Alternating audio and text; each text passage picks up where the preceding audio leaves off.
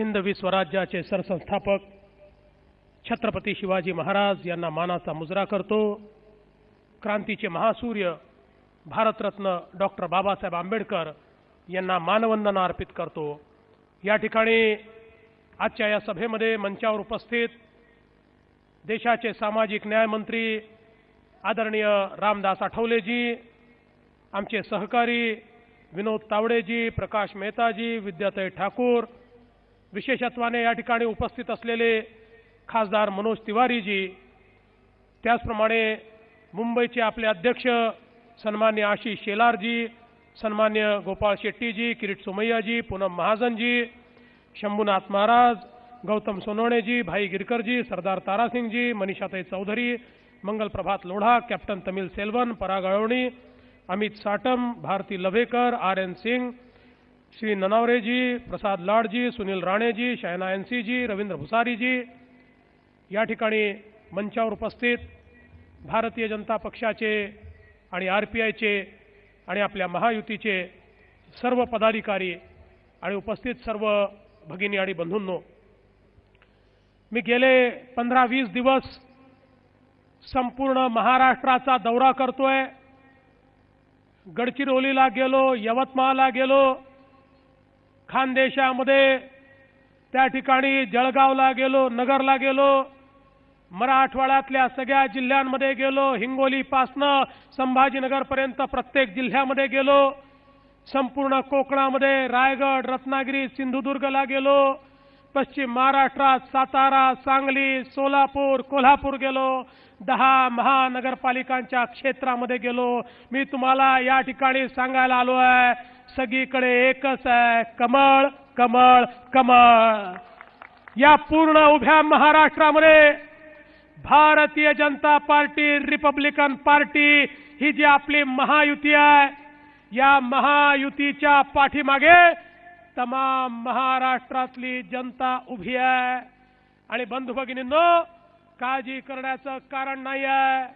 ज्या जनतेनं लोकसभेत नंबर 1 बनवलं, ज्या जनतेनं विधानसभेत नंबर 1 बनवलं, काही लोक म्हणायचे आता तुमची लाट ओसरली, ही लाट नाही आहे, मोदी लोकांच्या मनामनात आहे, त्यामुळे नगरपालिकेतही आम्ही नंबर 1 आणि आता जिल्हा परिषद आणि महानगरपालिकेमध्ये देखील आम्ही नंबर 1च होणार आहोत।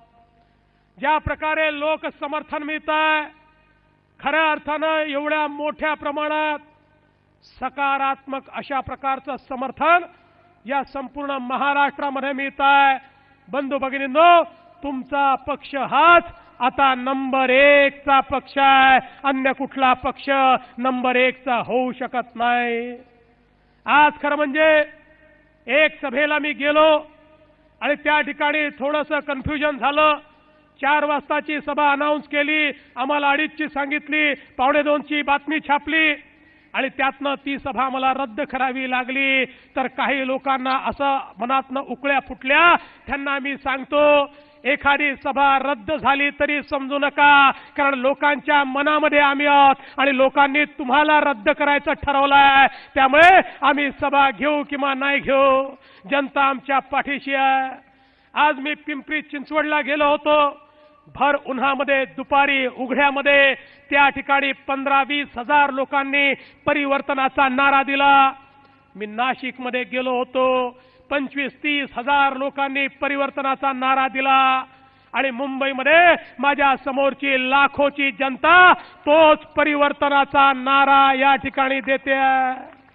बंधू भगिनींनो, या निवडणुकीच्या निमित्ताने खऱ्या अर्थानं आपण निवडणूक सुरू केली, त्यावेळी माझी मागणी काय होती?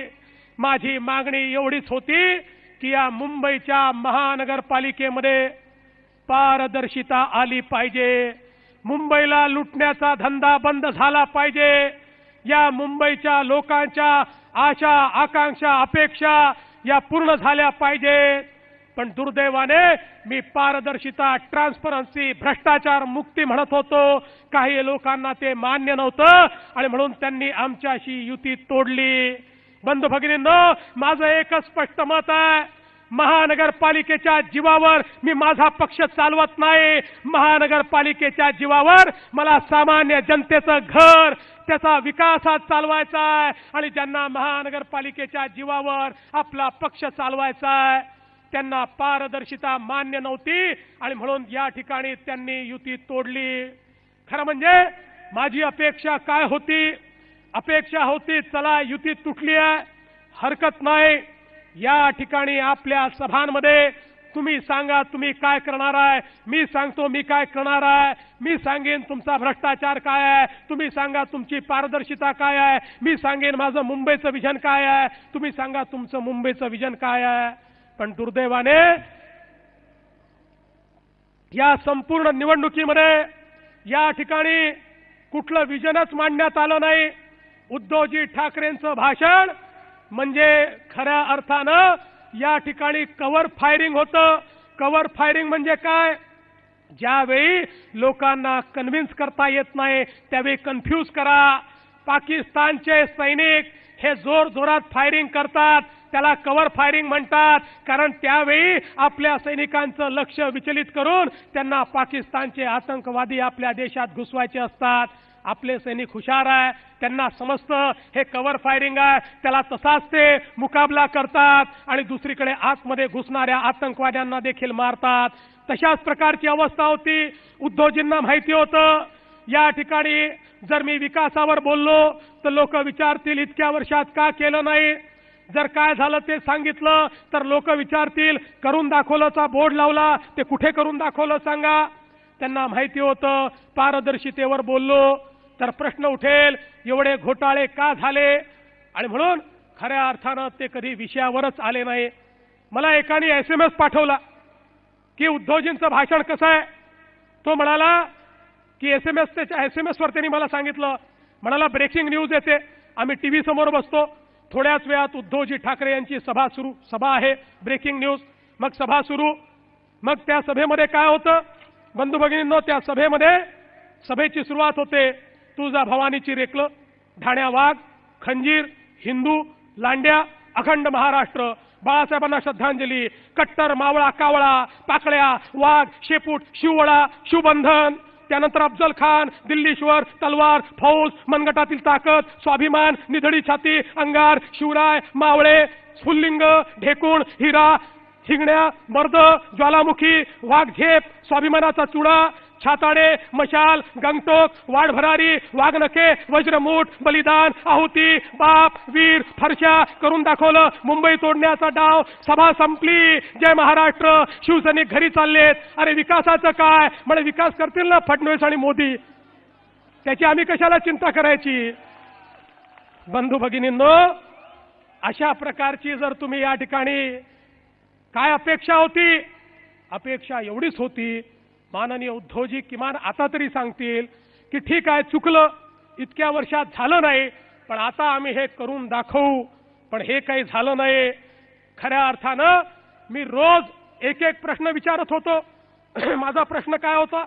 माझा प्रश्न असा होता, मुंबईमध्ये इतके खड्डे का पडतात? मला देखील असं वाटायचं की मुंबईत खड्डे पडतात कारण हे समुद्र किनाऱ्याचं शहर आहे, या ठिकाणी पाऊस खूप पडतो, त्या पावसामुळे पाणी साठतं, त्यातनं खड्डे पडतात आणि सातत्याने आमचे पेपरवाले छापायचे खड्डे पडतात, खड्डे पडतात, खड्डे पडतात. मग मी एक दिवस अजय मेहतांना सांगितलं, आमच्या पूनमताईंनी तर पत्र दिलंच होतं की भ्रष्टाचार आहे, भ्रष्टाचार आहे. पण मी म्हटलं खरं काय आहे? अजय मेहतांना म्हटलं अरे बाबा चेक तर करा, एकदा काहीतरी याचं इंजिनिअरिंग सोल्युशन तर काढा, जर खरोखर या ठिकाणी काही इंजिनिअरिंग प्रॉब्लेम असेल तर तो दूर करा. मग त्यांनी रस्त्याचं त्या ठिकाणी सर्वेक्षण सुरू केलं. पहिले 10 रस्ते केले तर अशा भयानक गोष्टी बाहेर आल्या.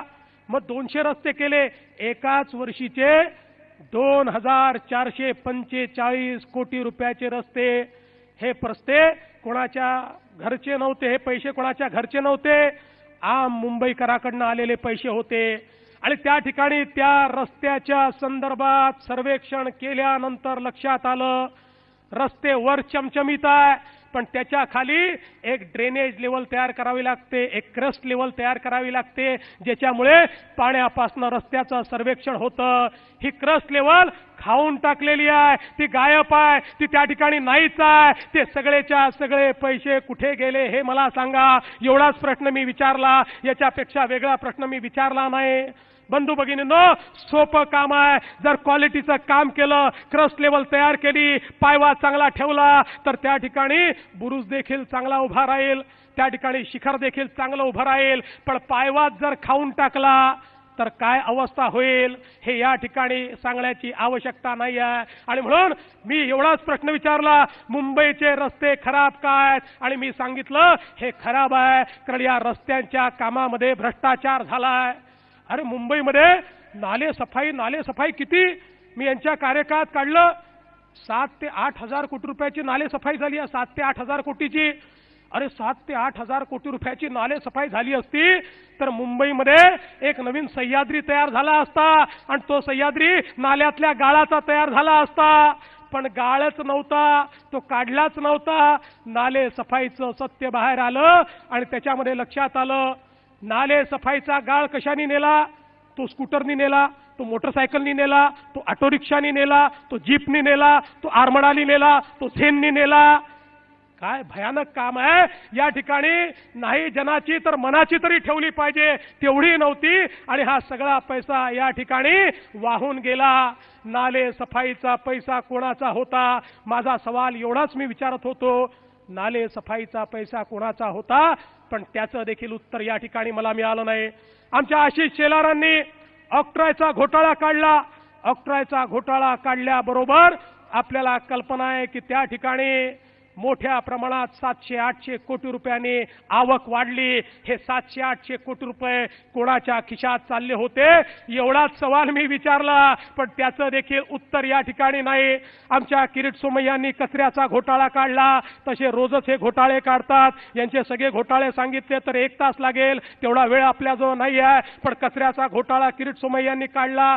किरीट सोमय्यांनी घोटाळा काढल्याबरोबर कचरा 1000 टनांनी कमी झाला. अरे कोण खात होतं मग? हा कुठे जात होता? लोकांनी कचरा करणं कमी केलं का? मग कचरा कुठून वाहून नेला? कचरा वाहून नेण्याची बिलं काढताना यांनी बेस्टच्या बसेस दाखवल्या, म्हणजे मुंबईचा कचरा बेस्टच्या बसेसमधनं आम्ही त्या ठिकाणी वाहून नेला. बंधू भगिनींनो, माझा आग्रह एवढाच आहे, या ठिकाणी कुठेतरी हे करप्शन संपलं पाहिजे. वेगवेगळे घोटाळे इतके झाले, मी त्या घोटाळ्यांवर बोलत होतो तर एक मला या ठिकाणी अहवाल दाखवला आणि सांगितलं तुमच्याच केंद्र सरकारनं सांगितलंय की या ठिकाणी इकॉनॉमिक सर्व्हेमध्ये मुंबई ही ट्रान्सपरंट आहे. खरं म्हणजे उद्धवजींचे जे काही सल्लागार आहे ते इतके अर्धवट आहे. ते मला अर्धवटराव म्हणाले, मला हरकत नाही मला काही म्हटलं तरी, पण त्यांचे सल्लागार इतके अर्धवट आहे. त्यांनी अहवाल वाचलाच नाही, चुकीचा एक त्या ठिकाणचा डायग्राम दाखवला, होर्डिंगही लावून टाकले, सगळ्या गोष्टी लावून टाकल्या आणि नंतर मी तो अहवाल वाचून दाखवला. त्या अहवालात सांगितलं होतं मुंबई 3ऱ्या क्रमांकावर, 1ल्या क्रमांकावर नाही आणि 3रा क्रमांकही मिळाला. तो कोणामुळे? तर ज्या ट्रान्सपरन्सीच्या, पारदर्शितेच्या 12 गोष्टी होत्या, त्यातल्या 4 गोष्टी राज्य सरकारच्या होत्या. त्या 4ही गोष्टीमध्ये 10 पैकी 10 मार्क आणि ज्या 8 गोष्टी महानगरपालिकेच्या होत्या त्या 8 पैकी 5 मध्ये 0 मार्क.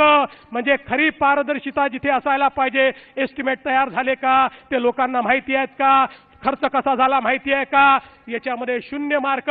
या ठिकाणी खऱ्या अर्थानं या ट्रान्सपरन्सीच्या अहवालाच्या माध्यमातून एकीकडे शिवसेना पूर्णपणे उघडी पडली, पण मला आश्चर्य वाटतं मुजोरी किती, अजूनही तेच अहवाल ते दाखवतात, अजूनही तोच अहवाल दाखवतात, अजूनही आदित्य ठाकरे मागे बसतात, उद्धवजी अहवाल वाटतात, तो अहवाल दाखवतात. मला तर माहित नाही उद्धवजींनी स्वतः तरी उघडून पाहिला का तो अहवाल. तो अहवाल वाचला असता तर खरं म्हणजे तो अहवाल गुंडाळून ठेवला असता आणि त्या अहवालाचा विषय या ठिकाणी कधीच काढला नसता. आणि म्हणून उद्धवजींना या निमित्ताने मी एवढंच सांगतो की उद्धवजी, आता लोक हे सहन करणार नाहीये, लोकांना परिवर्तन हवंय, परिवर्तनाची सुरुवात झाली आहे.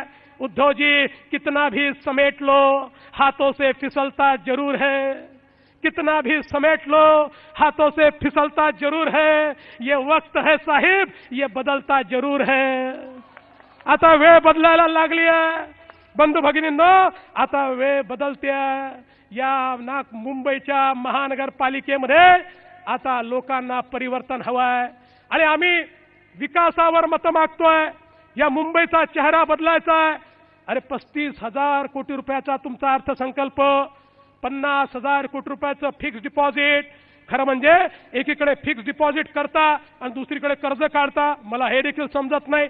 आज जर आपण विचार केला तर मुंबईला प्रति माणशी 2,000 रुपयाचं कर्ज या ठिकाणी घेतलेलं आहे। एकीकडे 2,000 रुपयाचं कर्ज घेता, दुसरीकडे 10 ते 15 प्रॉपर्टी टॅक्स।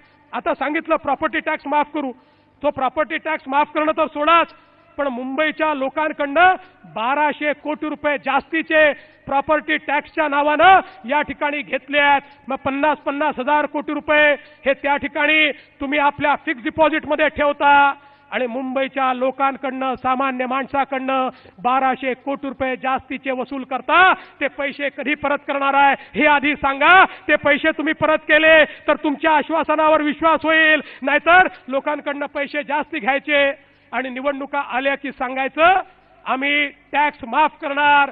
लबाडाचं आमंत्रण जेवल्याशिवाय खरं नाही असं म्हणतात। मी तुम्हाला लबाड म्हणणार नाही, ती माझी भाषा नाही, पण मराठीमध्ये ही म्हण असल्यामुळे मला सांगावीशी वाटली, त्यामुळे ती ऐकून घ्या। ज्याच्या डोक्यात टोपी बसते, टोपी ज्याच्या डोक्यात बसते त्यांनी ती फिट बसवून घ्यावी। मी त्याबद्दल काही बोलणार नाही, पण बंधू भगिनींनो, या निमित्ताने या मुंबईचा विकास करायचं ठरवलं आहे।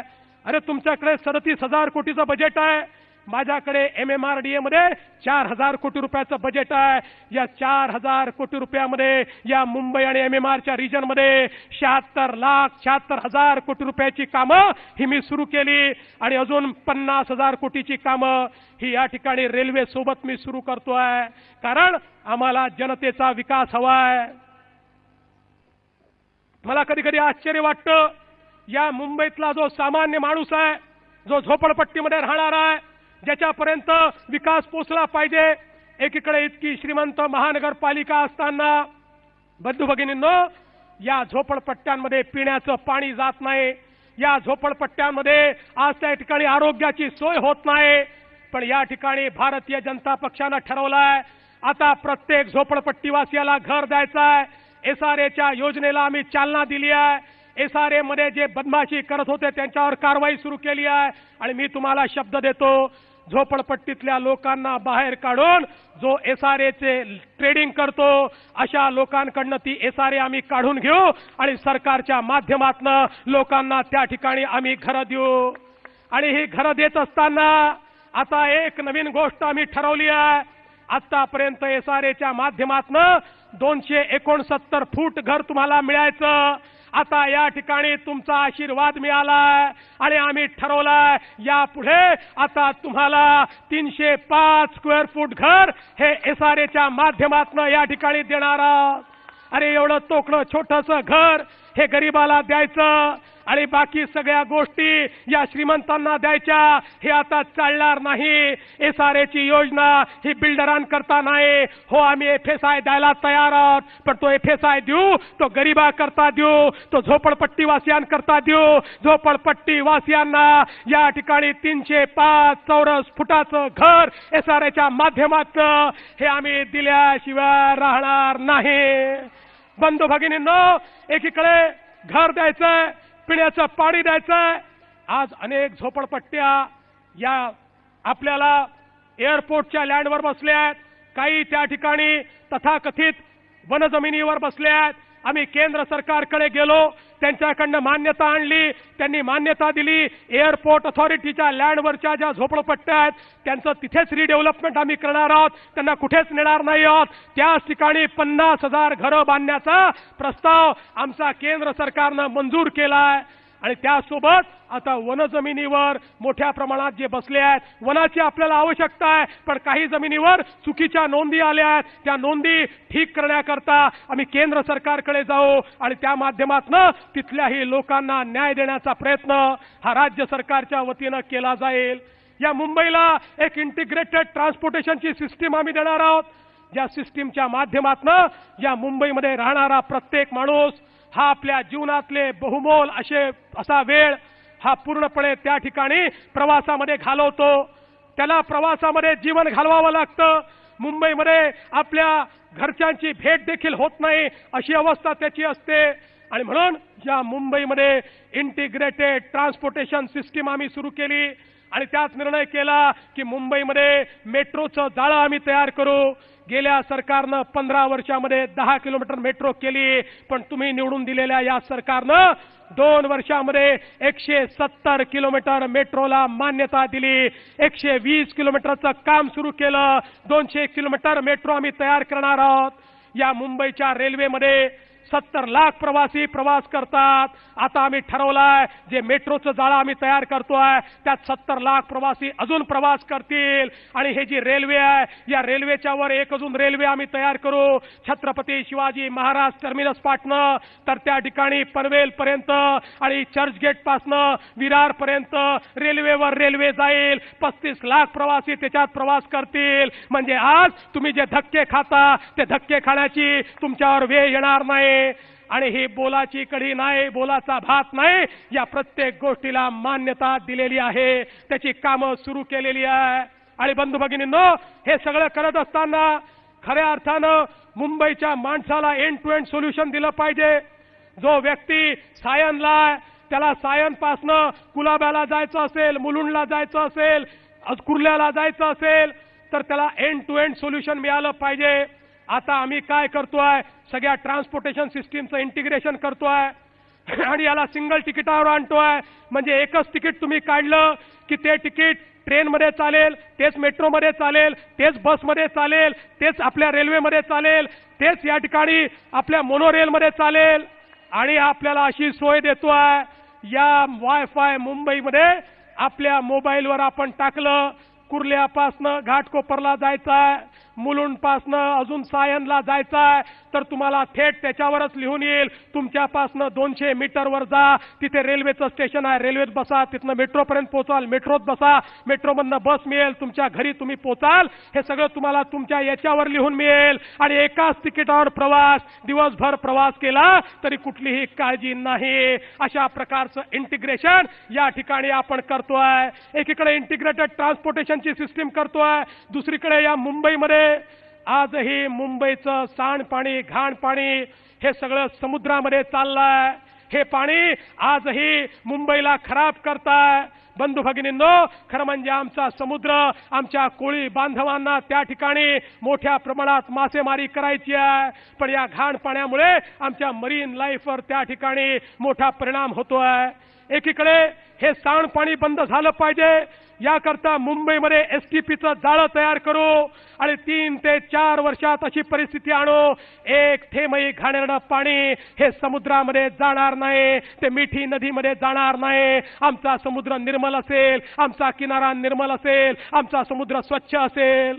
पण हे करत असताना आमच्या गावठाणात कोळीवाड्यात राहणारे जे आमचे कोळी बांधव आहेत, हे मुंबईचे मूळ निवासी आहेत।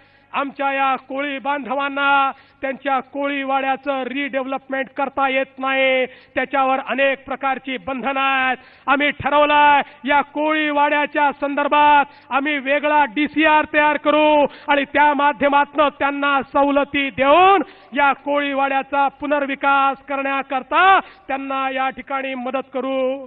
बंधू भगिनींनो, खऱ्या अर्थानं या महाराष्ट्रामध्ये, या महाराष्ट्राचे जे मानबिंदू आहेत, छत्रपती शिवाजी महाराज त्यांचं स्मारक अरबी समुद्रात होत आहे आणि दुसरीकडे ज्यांनी आम्हाला संविधान दिलं त्या डॉक्टर बाबासाहेब आंबेडकरांचं स्मारक हे या ठिकाणी इंदू मिलला होत आहे। मी माननीय मोदी साहेबांचं, आठवले साहेबांचं आणि केंद्रातल्या सरकारचं अभिनंदन करतो। अरे इंदू मिलच्या जागेकरता आठवले साहेब 15 वर्ष तुम्ही संघर्ष केला, काँग्रेसच्या सरकारकडे तुम्ही जात होतात, आंदोलन करत होतात, पण ज्यांनी आम्हाला संविधान दिलं त्या बाबासाहेबांना 1 इंच जागा देखील त्या काँग्रेसने, राष्ट्रवादी काँग्रेसने दिली नाही। पण आपण मोदीजींकडे गेलो, 3 दिवसामध्ये मोदीजींनी आपल्याला जागा दिली आणि आता त्या ठिकाणी काम देखील सुरू होत आहे। अरे सामाजिक न्यायाचा हा पक्ष आहे की ज्याच्यामध्ये दीन, दलित, गोर, गरीब, आदिवासी, अल्पसंख्याक प्रत्येकाचं भलं हे या ठिकाणी आम्ही करतो। पण बंधू भगिनींनो, या सगळ्या गोष्टी आम्हाला करायच्या आहेत, या करण्याकरता आपला आशीर्वाद हवाय, तो आम्हाला मिळणार आहे माहिती आहे। पण सगळ्यात महत्त्वाचं काय आहे, या देशाला एक असे पंतप्रधान मिळाले माननीय नरेंद्र मोदीजींच्या नेतृत्वामध्ये, जे खऱ्या अर्थानं परिवर्तन करतायत. एकीकडे मोदीजी परिवर्तन करतायत आणि दुसरीकडे मोदीजींना शिव्या देण्याचा एक मोठा कार्यक्रम चाललेला आहे. मी त्या संदर्भात फार काही बोलणार नाही. एकच गोष्ट सांगतो, सूर्याकडे पाहून थुंकलं तर थुंकी आपल्या चेहऱ्यावर पडते, ती सूर्यापर्यंत कधीच पोचत नाही. बंधू भगिनींनो, खरं म्हणजे या निवडणुकीमध्ये पायाखालची वाळू घसरली. याच्या आधीच्या निवडणुकीमध्ये भावनात्मक मुद्दे येत होते. भावनात्मक मुद्द्याच्या भरोशावर, मराठीच्या मुद्द्याच्या भरोशावर मतदान मिळत होतं. आता लक्षात आलं, मराठी माणसालाही लक्षात आलंय की या ठिकाणी आपलं भलं होत नाही आणि म्हणून आता हा मुद्दा नाही. आता मागच्या काळामध्ये काय मुद्दे असायचे? या ठिकाणी मुद्दे असायचे उत्तर भारतीयांच्या विरोधात मुद्दा असायचा, अरे तबेलेवाल्यांनो, टोणग्यांनो. आता हा विषय येत नाही. काय विषय असायचा? या ठिकाणी उपऱ्यांनी मुंबई फसफसली आहे. काय विषय असायचा? या ठिकाणी उत्तर प्रदेश हाही सडका भाग आहे. अशा प्रकारचे मुद्दे सांगून उत्तर प्रदेशातनं, बिहारमधनं आलेले आमचे जे बांधव आहेत, या बांधवांना या ठिकाणी नावं ठेवली जायची. आता ते देखील हे बोलत नाहीत आणि हे बोलण्याची त्यांची ताकद देखील नहीं। मैं आपको पूछना चाहता हूं, देवेंद्र फडणवीस की सरकार आने के बाद क्या किसी के ऊपर भाषा के आधार पर हमला हुआ है? किसी के ऊपर हमला नहीं हुआ। अरे मैं भी मराठी हूं, मेरा भी स्वाभिमान मराठी है, मेरा भी आत्मा मराठी है, लेकिन मैं छत्रपति शिवाजी महाराज का मराठी हूं। छत्रपति शिवाजी महाराज ने जब अपनी राजपाट को तैयार किया तो एक ही काम उन्होंने कहा, न्याय के साथ काम करो, जात मत देखो, धर्म मत देखो। अरे शिवाजी महाराज के पास मुसलमानों को भी जगह थी और उस प्रकार से शिवाजी महाराज ने जो प्रेरणा हमको दी, उस प्रेरणा के तहत मैं आपको कहना चाहता हूं, इस महाराष्ट्र में बसने वाला जो भी यहाँ का वासी है, जो भी दो दो तीन तीन पीढ़ी से मुंबई में बसा है, वो हर आदमी मुंबईकर है और किसी भी मुंबईकर के ऊपर मैं अन्याय नहीं होने दूंगा। मनोज तिवारी जी, आपका मुंह तोड़ना तो छोड़ दो, अब किसी की हिम्मत नहीं है कि यहाँ पर जो हमारे गरीब गरीब टैक्सी वाले हैं या रास्ते पर बेचने वाले हैं, उनसे कोई हफ्ता वसूली नहीं कर सकता, क्योंकि यहाँ पर हमारा राज है। अब इसको हमने बंद कर दिया है।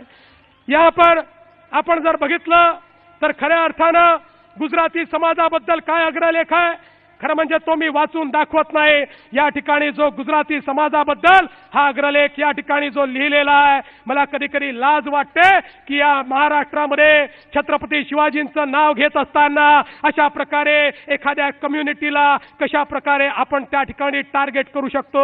पण काळजी करू नका, मराठी असो, गुजराती असो, उत्तर भारतीय असो, या ठिकाणी साऊथ इंडियन असो, ईस्ट इंडियन असो, जो मुंबईकर आहे, जो मुंबईचा आहे, जो तीन तीन पिढ्या मुंबईमध्ये राहतो आहे, तो आमच्याकरता मुंबईकर आहे। त्याच्या विकासाचा विचार आम्ही करू। हो, ही मुंबई मराठी माणसाची आहे, ती मराठी माणसाचीच राहणार आहे। पण हा देखील या ठिकाणी बाहेरून आलेला आज मराठीमध्ये बोलतो, तो देखील या ठिकाणी तुमचे संस्कार या ठिकाणी वागवतो, तो आपला गणेश उत्सव साजरा करतो, तो आपला गोविंदा साजरा करतो। आणि मला देखील कुठली लाज वाटत नाही ज्यावेळेस छठ पूजेला मी जातो, कारण छठ पूजा देखील याच मुंबईच्या संस्कृतीमध्ये आज तयार झालेली छठ पूजा आहे। आणि म्हणून आता हे भावनात्मक मुद्दे संपल्यानंतर आता नवीन मुद्दे सुरू झाले। बघा भावनात्मक मुद्दे कसे संपले। त्या ठिकाणी माननीय उद्धवजींनी पहिली सभा गिरगावामध्ये घेतली आणि गिरगावामध्ये सभा घेतल्यानंतर उद्धवजी म्हणाले, मी माझ्या शिवसेनेच्या बाले किल्ल्यामध्ये सभा घेतोय। आता खरं म्हणजे बाले किल्ला म्हणजे काय माहिती आहे? बाले किल्ला म्हणजे असा किल्ला असतो की ज्यावेळेस राजा सर्व किल्ले हारतो त्यावेळी त्याची लपायची जागा ही बाले किल्ला असतो। आणि म्हणून त्याच बाले किल्ल्यामध्ये आम्ही जाऊन सभा घेतली आणि मराठी माणूस त्या ठिकाणी उभा होता। त्या मराठी माणसाने व्यथा सांगितली, ओ 20-20 वर्ष यांना निवडून दिलं, पण अजूनही तासभर पाणी देखील मराठी माणसाला मिळत नाही।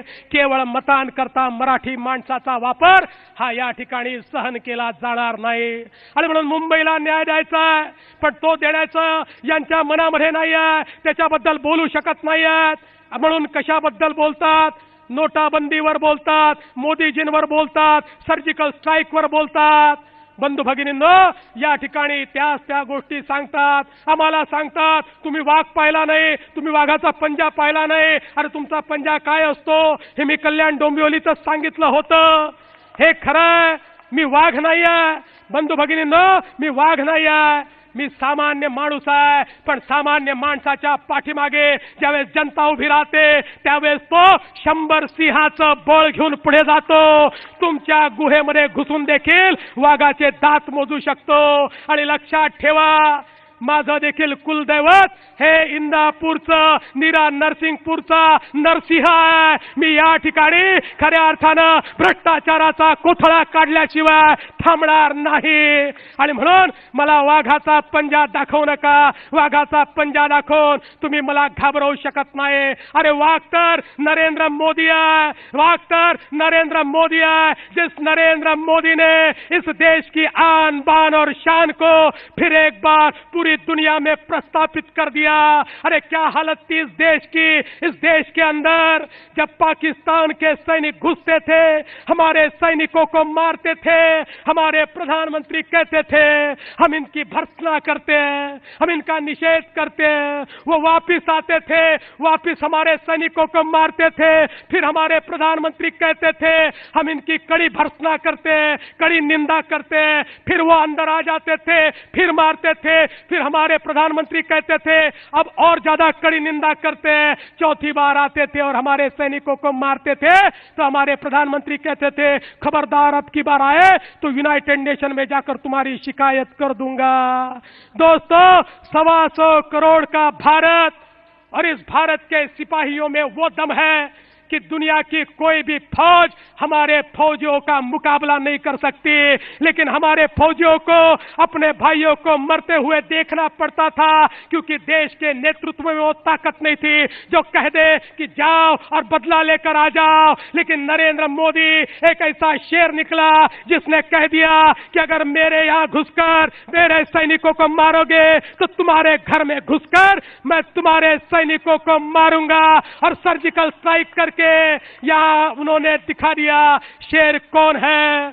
अरे अपनी गुहा में दहाड़ने वाला शेर नहीं होता, दूसरों को यहां पर परास्त करने वाला, दुश्मनों को परास्त करने वाला ये असली शेर होता है. आणि म्हणून मी एवढं सांगण्याकरता आलो आहे बंधू भगिनींनो, खऱ्या अर्थानं या ठिकाणी आता परिवर्तनाची वेळ आली आहे. परिवर्तन हे अटळ आहे. परिवर्तन हे माझ्याकरता नाही आहे, आपल्या कुणाकरता, या मंचावरच्या लोकांकरता नाही आहे. आमचा पक्ष महानगरपालिकेच्या जोरावर चालवायचा नाही आहे. हे जे परिवर्तन करायचं आहे ते तुमच्याकरता करायचं आहे. हे परिवर्तन जे करायचं आहे, सत्ता हे आमचं साध्य नाही आहे, ते आमचं साधन आहे. या साधनाचा उपयोग करून आम्हाला सामाजिक आर्थिक परिवर्तन घडवायचं आहे. प्रत्येक माणसाच्या जीवनामध्ये या ठिकाणी आम्हाला परिवर्तन घडवायचं आहे. बंधू भगिनींनो, त्याकरता खऱ्या अर्थानं या ठिकाणी आम्ही आलेलो आहोत. आणि म्हणून मी तुम्हाला एवढीच विनंती करतो की या परिवर्तनाकरता आपण सगळे तयार रहा. दुष्यंत कुमारांनी फार चांगल्या शब्दामध्ये सांगितलं, हो गई है पीर पर्वत सी अब पिघलनी चाहिए, हो गई है पीर पर्वत सी अब पिघलनी चाहिए, इस हिमालय से कोई गंगा अब निकलनी चाहिए. आज ये दीवार पर्दों की तरह हिलने लगी, आज ये दीवार पर्दों की तरह हिलने लगी. शर्त मगर ये थी ये बुनियाद हिलनी चाहिए, शर्त मगर ये थी ये बुनियाद हिलनी चाहिए. सिर्फ हंगामा खड़ा करना मेरा मकसद नहीं, सिर्फ हंगामा खड़ा करना मेरा मकसद नहीं. कोशिश है ये सूरत बदलनी चाहिए. अरे मेरे सीने में नहीं तो तेरे सीने में सही हो कहीं भी आग, मगर आग जलनी चाहिए, आग जलनी चाहिए, आग जलनी चाहिए. आणि म्हणून परिवर्तन तर होणारच, मुंबई तर बदलणारच हा माझा शब्द आहे. ही मुंबई बदलून दाखव. मी वर्षा बंगल्यावर राहायला आलो. काही पत्रकारांनी मला विचारलं की हा बंगला तसाच्या तसा आहे, तुम्ही यात परिवर्तन केलं नाही. मी सांगितलं मी वर्षा बंगल्यावर परिवर्तन करण्याकरता नाही आलो, मी मुंबईमध्ये परिवर्तन करण्याकरता आलो आहे. आणि म्हणून निश्चितपणे हे परिवर्तन होणार आहे. तुमचा आशीर्वाद द्या, एक हाती सत्ता द्या, कमळाचं बटन, आरपीआयच्या उमेदवारांचं बटन दाबून या ठिकाणी विजय मिळवा एवढीच विनंती करतो आणि माझं बोलणं संपवतो. जय हिंद, जय महाराष्ट्र.